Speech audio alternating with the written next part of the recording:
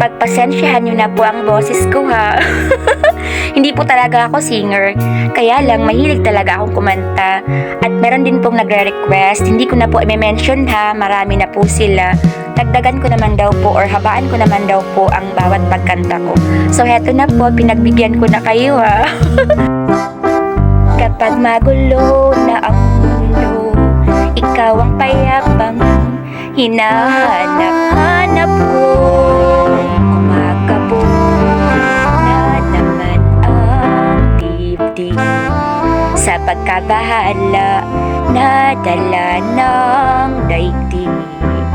Sa dami ng nangyayari, san ba ko lalapit? Kundi sa'yo lang ako kakapit.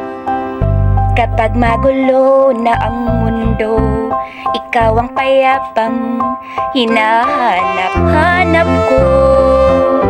Tumakbo ka rin patungo sa akin kapag bumibigat na ang iyong dibdib. Kaysa sa lubungin, nais kong sumibol kasama ka at sulyapin natin ang ating hinaharap.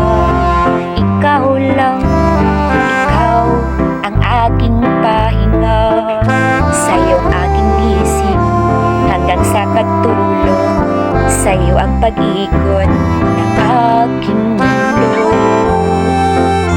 Kapag magulo na ang mundo, ikaw ang payapang hinahanap-hanap ko. Tumakbo ka rin patungo sa akin kapag bumibigat na ang iyong dibdib. Kaysa sa lubungin. Ayan po, hindi ko na tinapos. May karugtong pa talaga yan. So once again, sa bawat sandali, palagi po nating tatandaan, God is just watching us far from a distance. No matter how hard life is, just keep up the good work. I know one of these days, all of us will harvest the fruits of our hard work, perseverance, and dedication in this lifetime. Keep safe everyone. God bless us all.